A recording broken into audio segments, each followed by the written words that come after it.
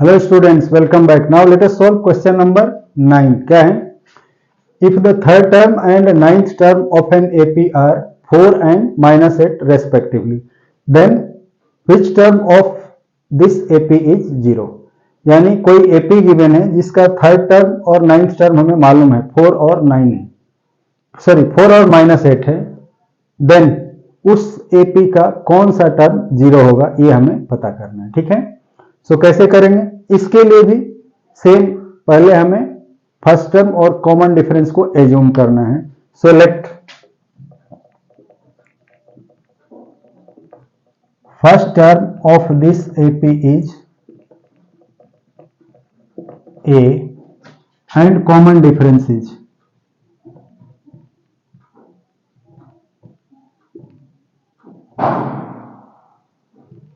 D. ठीक है, first term हमने ए ले लिया और कॉमन डिफरेंस डी है, तो क्या हो जाएगा third term, hence third term a3 equal to क्या होगा a plus 3 minus 1d that is equal to a plus 2d। ये गिवन है 4। ठीक है, सो हम इसे ऐसे a plus 2d equal to 4 equation 1 ले लिया।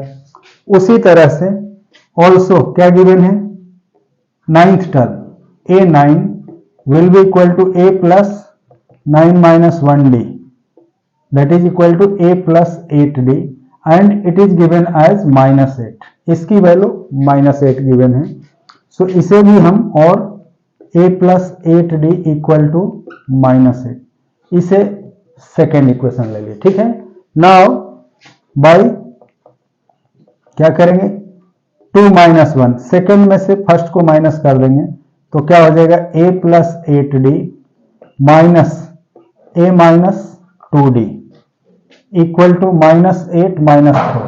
ठीक है, a कैंसिल हो जाएगा और 6d इक्वल टू -12 है। This will imply that d equal to -12/6 that is equal to -2। तो d की वैल्यू क्या हो गई, -2। कॉमन डिफरेंस हमें मालूम हो गया, हेंस फ्रॉम 1, तो इक्वेशन 1 से क्या हो जाएगा, a मिल जाएगा। a इक्वल टू क्या हो जाएगा 4 minus 2d that is 4 minus 2 into -2 यानी 4 प्लस 4 इक्वल टू 8 हो गया। ठीक है, सो इसका फर्स्ट टर्म हमें मालूम हो गया क्या है 8 और common difference -2। So hence here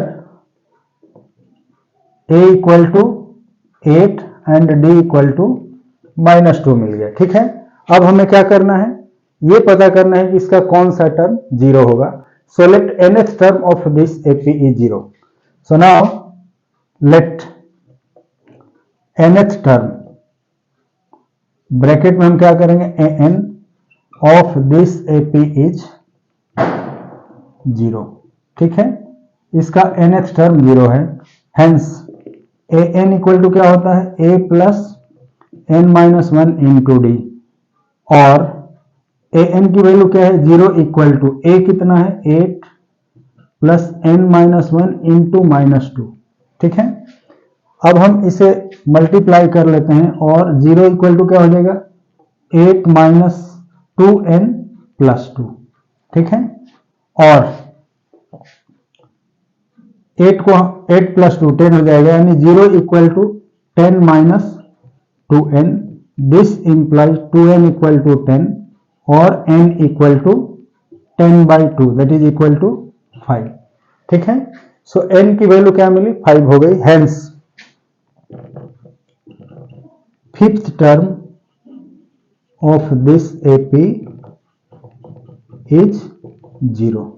इसका कौन सा टर्म 0 होगा, फिफ्थ टर्म। ठीक है, तो समझ में आया, नोट करो इसे। मिलते हैं अगले वीडियो में अगले क्वेश्चन के साथ। Okay, bye.